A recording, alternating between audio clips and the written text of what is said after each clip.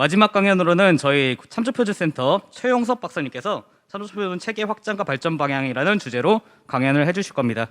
현재 참조표준과 그리고 나아갈 방향에 대해 짚어볼 수 있는 시간이 많은 관심 부탁드리겠습니다. 박수 부탁드리겠습니다.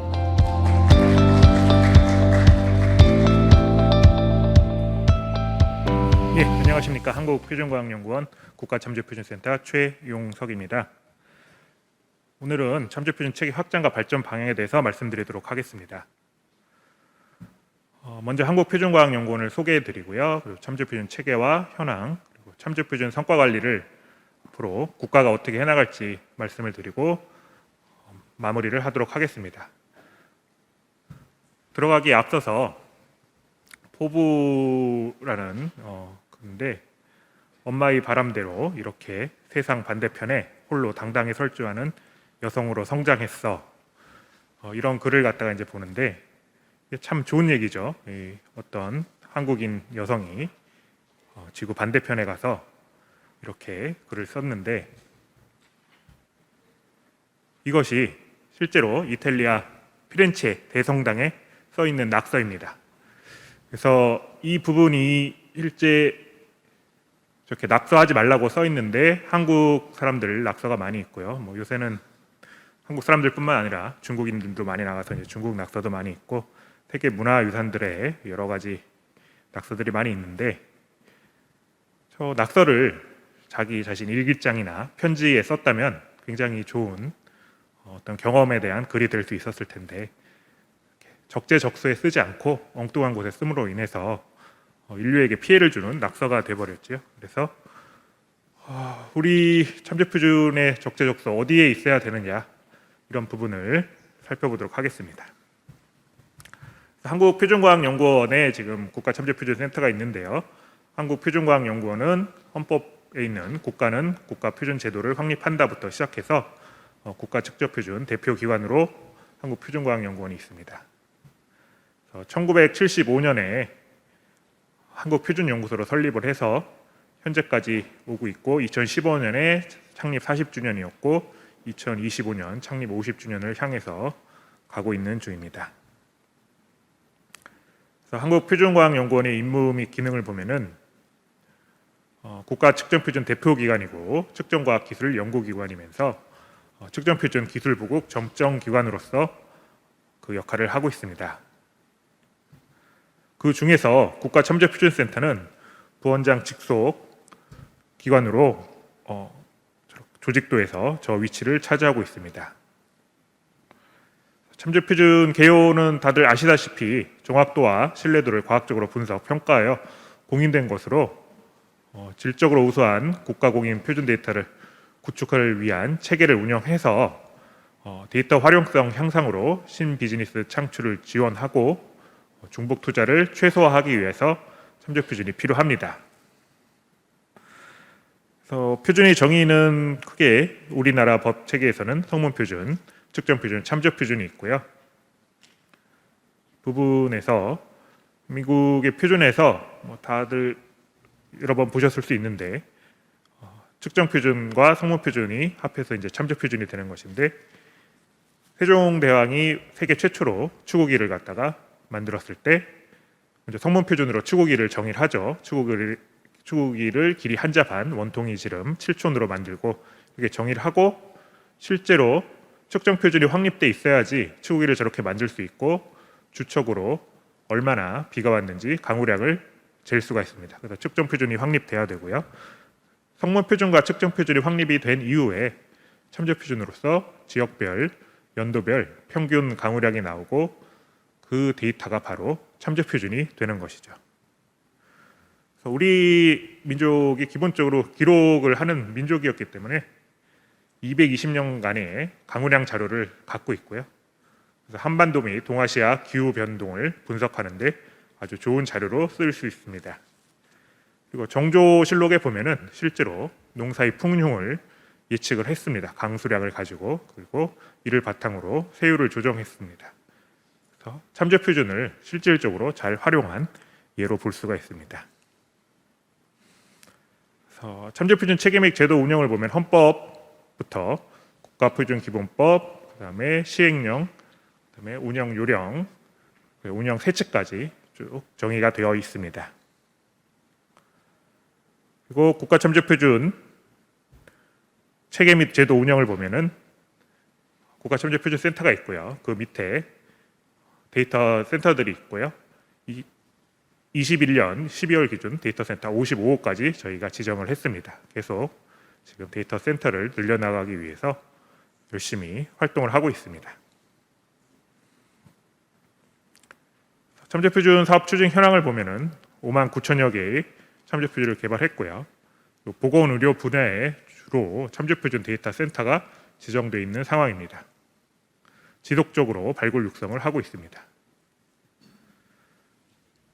참조표준 센터의 활동을 보면은 수요 기반으로 해서 참조표준을 개발하고 데이터 센터를 발굴 및 육성하고 그다음에 참조표준 활용 확산을 실행해 나가고 있습니다. 그래서 산업재 기술 이전 부분, 공공 서비스 분야에서 참조표준을 활용하도록 계속 성과를 내고 있습니다.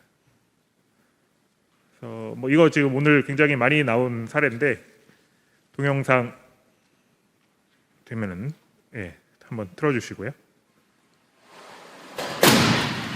계속 지금 오늘 많이 인용되는 사례고요. 저 비용이 실제로 자동차를 부시는 비용보다 훨씬 시뮬레이션을 통해서 하는 게 비용을 갖다 절감할 수 있는 사례로서 참조표준을 아주 잘 활용한 사례라고 할 수 있습니다. 이 외에도 뇌MR 참조표준 이 부분도 오늘 아침에 나왔는데 이제 설명회 때 계셨던 분들은 아실 수 있고요. 그런 부분들을 가지고 우리가 계속 참조표준 활동을 하면서 참조표준을 늘려가고 이를 통해서 여러 활용 사례들이 지금 생기고 있습니다. 그래서 이렇게 참조표준을 갖고 계속 활동을 하고 있었는데 국가에서 이제 성과 관리를 R&D 그 연구에 대해서 성과 관리를 하겠다고 이제 얘기가 나왔습니다. 그래서 국가 연구 개발 사업비가 지속적으로 증가하고 있기 때문에 이에 대한 관련 성과물을 체계적으로 관리 활용하겠다는 국가 정책이 있었고요. 2005년에부터 이제 연구성과평가법을 제정해서 2008년에 성과 전담 관리 기관을 지정해서 운영하고 있습니다. 이후 이제 계속 개정을 하면서 표준을 포함하기로 했습니다. 그래서 표준 연구성과 관리 유통 전담 기관 중에서 참조표준 분야로 한국표준과학연구원을 지정했습니다. 과정을 다시 한번 살펴보시면 연구성과법이 2020년 5월 20일에 국회에서 통과가 됐고요. 개정이 6월 9일에 됐고 그래서 표준 연구개발 성과 범위 및 관리 체계 검토 의견들이 제출됐습니다. 그래서 표준 연구성과 전담기관 추가를 위해서 소요조사를 신청서를 저희가 제출을 했고 추가 지정에 대해서 온라인 심의를 했습니다. 그때 코로나 시국이라서 그래서 그때 대상 기관들 TTA, KSA, 크리스가 있었고요. 기본적으로 아까 말씀드렸던 성문표준, 측정표준, 참조표준의 성과관리 전담기관을 지정했습니다. 그래서 표준 전담기관 지정고시를 2020년 12월 28일에 해서 2021년 1월 1일부터 시행을 하고 있습니다. 그래서 지금 하고 계신 참조표준 성과물들이 논문, 특허와 마찬가지로 이제 국가에서 성과로 인정해주는 한 부분이 됐습니다. 근데 이제 참조표준을 저희가 생산할 때 그 과정을 쭉 보시면 참조표준 개발 계획 로드맵을 수립하고 생산 절차서 및 평가 절차서를 만들죠. 그리고 전문위원회에서 그 절차서 검토하고 기술위원회 가고 또 데이터 생산하고 등록 요청서 해서 다시 쭉 검토해서 기술위원회 참조표준 등록 심의를 합니다. 다들 해보셨지만 참조표준으로 하나를 등록하려면 5개월에서 6개월 정도 걸리기도 하고요. 그래서 계속 이 부분들이 너무 정확한 신뢰도 높은 데이터를 저희가 생산하기 위해서 굉장히 오랜 시간을 들이고 있습니다. 그래서 참조표준 데이터 센터 신규 지정할 때도 이와 비슷한 과정을 거치게 되는데 생산 평가 절차서까지 확보됐는지 확인 후 지정을 합니다. 그래서 이 절차서가 굉장히 저희가 중요하게 다루고 있죠. 그래서 절차서를 보면 과거의 재난의 호환 마마 전쟁, 이거는 세대의 차이를 느끼실 수 있는 그림인데, 이 그림을 아실 수 있는 분들은 그 시대를 사셨던 분들이고, 요새는 이거를 젊은 세대들은 이 그림을 볼 수 없죠. 그래서 코리아와 그 이웃 나라들이란 이사벨라 버드 비숍이 쓴 글에 보면은 조선 사람은 1년이 반을 호랑이를 쫓느라 보내고 나머지 반은 호랑이에게 잡아먹힌 사람 문상을 갖느라 보낸다, 이런 글이 있습니다. 그 정도로 조선 시대 때는 호환이라는 것이 정말 무서운 재난이었고, 또 호랑이를 잡으러 가자는 당연히 조선 정부의 정책이 있었습니다. 그럼 호랑이를 잡으러 갈 때 어떻게 가야 되느냐? 거기서 당연히 절차서가 필요하게 됩니다. 그래서 조선의 절차서를 보면은 군대를 편성해서 차코갑사라는 군대를 편성합니다. 그리고 처음에 절차서 맨 처음에 만든 게 포조건이라고 호랑이 사냥 공식 가이드라인입니다. 또 호랑이 발견 시 어떻게 행동해야 되는지, 호랑이 사냥 시, 포획 시 포상 규정은 어떻게 돼야 되는지, 이런 부분들을 다 정의했고 그걸 다 기록으로 남겼죠. 그리고 계속 차코 절목이라고 해서 계속 개정을 해나가면서 더 정교해졌습니다. 그래서 그 들어간 내용들 보면은 준비물은 쇠뇌, 화살, 화약, 탄약 같은 무기들, 그리고 새끼줄, 그물 같은 보조 도구들, 식량, 벼락틀이라는 함정, 그런 걸 어떻게 준비해야 되는지 다 절차를 기록했고요. 사냥단은 어떻게 구성해야 되는지, 발견해서 보고하고 민관 합동팀은 어떻게 구성해야 되는지, 추적할 때는 사수와 창수 2명을 써서 단위로 싸움을 하고 호랑이가 눈에 묻힐 수 있게 겨울에 되도록 잡으라고 권장을 하고 있습니다. 이제 포상 규정에선 호랑이 가죽을 수도로 보낸 이후에 포상을 하도록 되어 있었는데, 자꾸 호랑이 가죽이 수도로 오다가 분실되는 사태가 자꾸 발생해서 선포상 규정으로 바꿉니다. 이런 식으로 계속 개정을 하면서 절차서를 그 시대 상황에 맞게 개정을 해 나가신 것이죠. 그래서 저렇게 절차서를 만드는 과정이 우리도 참조표준에 있었고요. 그리고 앞에 지금 박준영 박사가 말했듯이 참조표준 등급을 저희가 작년에 삭제를 했습니다.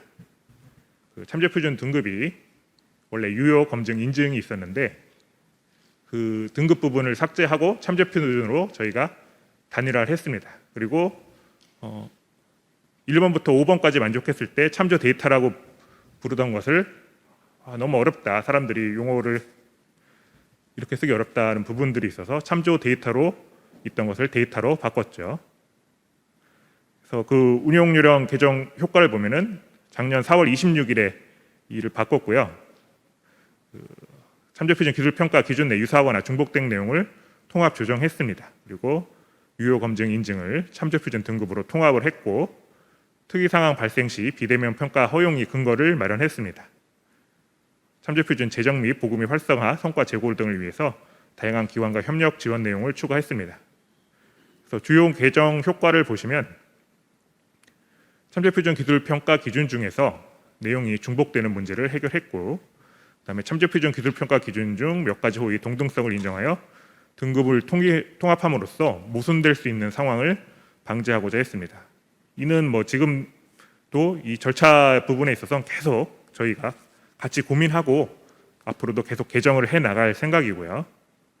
그다음에 등급 통합을 통해서 데이터 센터의 발굴 효과도 개선을 했습니다. 좀 더 많은 데이터 센터들을 저희가 발굴하기 위해서는 등급 기준을 큰 틀에서는 약화시키지 않지만 세부 부분적으로 약화시키는 부분을 좀 넣자는 의견이 있어서 이렇게 등급 통합을 하게 됐고요. 그다음에 코로나19와 같은 유사시에 참조표준 체계를 운영 가능하도록 비대면 평가를 허용하는 근거를 마련했습니다.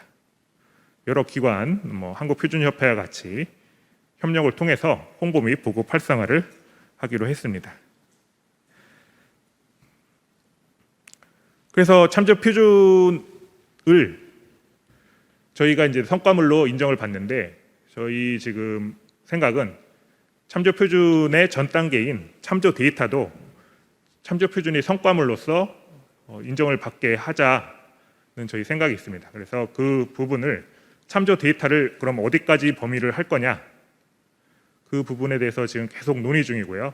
여러분들의 많은 의견을 주셨으면 좋겠고, 저희 맨 처음 생각은 참조 데이터의 범위를 굉장히 확장을 해서 원래 1번부터 5번까지가 참조 그 기술평가 기준서에서 1번부터 5번까지가 참조 데이터의 기준이었지만, 그걸 더 완화를 해서 더 많은 부분을 참조 데이터를 받아들일 수 있게 하자는 의견도 있었는데, 아니다, 그렇게 하면 너무 광범위해지면서 좀 참조 표준으로서의 그 기능을 상실할 수 있다는 또 의견도 있어서 저희가 계속 여러 의견들을 받아가면서 조정 중에 있습니다. 그래서 다른 데이터 지금 차별성이 무엇인가, 참조 표준은 여기 계신 분들은 다들 잘 아시지만 계속 뭐 데이터 댐 사업이나 이런 사업들로 인해서 계속 우리도 품질 관리하는데 이런 얘기를 하는 타 데이터 산업들이 있죠. 근데 거기서 주로 얘기하는 거 보면은 데이터 표준화를 많이 얘기합니다. 그쪽에서는 저희도 이제 표준이란 글자가 들어가니까 데이터 표준화랑 뭐가 다른 것이냐 이런 얘기를 많이 하는데, 데이터 표준화라는 것은 정보 항목의 종류, 명칭, 형식, 유효감, 관리 절차 등을 특정 기준에 따라서 표준을 만드는 일로 우리 참조 표준을 생산하는 일과는 다르죠. 그래서 데이터 표준화의 실패 사례를 보면은 미국 우주선이 폭발했을 때 인치, 센티미터 그 단위를 잘못 맞춘 것들, 이런 사소한 표준화를 못한 단위를 잘못 맞춘 것도 표준화를 못했다고 하죠. 그런 부분으로 인해서 우주선이 폭발할 수도 있고요. 우리나라는 평을 평방미터로 바꿔서 잘 지금 사용을 하고 있죠. 처음에는 되게 어려울 걸로 생각했는데 꽤 많이 지금 적용이 된 것 같습니다. 자율주행 어려운 부분도 뭐 상호 운용성에 문제가 있죠. 아까 앞에서 설명해 주셨듯이 자율주행하면서 여러 데이터들을 모으고 있는데 각각 다른 거죠. 어떤 항목을 모으느냐, 어떤 부분을 모으느냐 해서 우리나라도 지금 산자부와 과기부가 자율주행 데이터를 모으고 있는데 산자부는 정형도로 큰 길, 과기부는 뭐 골목길 위주로 이렇게 데이터를 모음으로 인해서 여러 가지 실제로 둘 다 사업비를 들여서 데이터를 모으고 있지만 상호 운영할 수는 없는 상태라고 알고 있습니다. 그리고 통신은 어떤 방식으로 하는지, 5G를 할 건지, 자율주행 하려면은 뭐 주차장에 들어갈 때 이 주차장에 몇 자리가 비어 있는지는 알고 있어야지 이 자율주행차가 들어갈 수 있을 텐데, 그 항목이 다르면 데이터 표준화가 안 돼 있으면 들어갈 수가 없는 거죠. 그래서 이런 부분이 데이터 표준화라 부르는 것이고, 이것은 참조 표준과는 다른 부분이랑 설명을 드렸습니다. 그다음에 K 데이터라고 해서 이제 품질 항목을 갖다가 구현하고 있는데요. 그 부분에서 가장 그냥 대표적으로 말씀드리면, 사람이 키를 항목으로 할 경우, 신장을 항목으로 할 경우에 K 데이터는 최대 최소치만 결정해서 그 범위 안에 들어오는지 보고 그러면 범위 안에 들어오면은 데이터 품질이 괜찮다고 평가를 합니다. 근데 참조 표준을 보면은 당연히 절차서가 있어야 되죠. 저희는 그래서 현장 환경은 어떤지, 측정 인력을 어떻게 교육을 받았는지, 측정 기기 소급성, 불확도, 교정 여부 등 품질 요소 전반을 평가하는 게 참조 표준입니다. 이런 부분에서 다른 데이터와 차별성이 있고요. 그래서 뭐 군 데이터도 이제 참조 표준 활용을 어떻게 할 것인가 지금 고민을 하고 있는데, 저희가 병무청에서 20대 남성이 신체 지수를 가지고 참조 표준을 할 고민을 했더니, 이제 군인분께서 신병 말고 훈련을 잘 받아서 근육에 꽉 붙은 전문 병사의 데이터가 우리나라 무기 체계에 필요한 것이지 신병의 몸에 맞는 무기 체계가 필요하지 않다, 뭐 이런 의견도 있었습니다. 그래서 참조 표준 활용 가능 분야를 보면은 뭐 전차탄 이런 시뮬레이션 할 수 있겠죠. 아까 자동차 시뮬레이션이 있었듯이 중복 실험을 방지할 수 있고, 군대 부분을 참조 표준화 한다면 체계적으로 국방 산업 및 군수 산업에서 전문 분야별로 더 큰 발전을 이룰 수 있습니다. 그래서 오늘 지금 말씀드린 사항은 가장 큰 거는 참조 데이터를 저희가 다시 지금 살리려고 하고 있고 그 부분을 어느 범위까지 할지 지금 고민 중인데 거기에 대해서 향후 많은 의견을 주셨으면 감사하겠습니다. 예, 이상으로 발표를 마치겠습니다.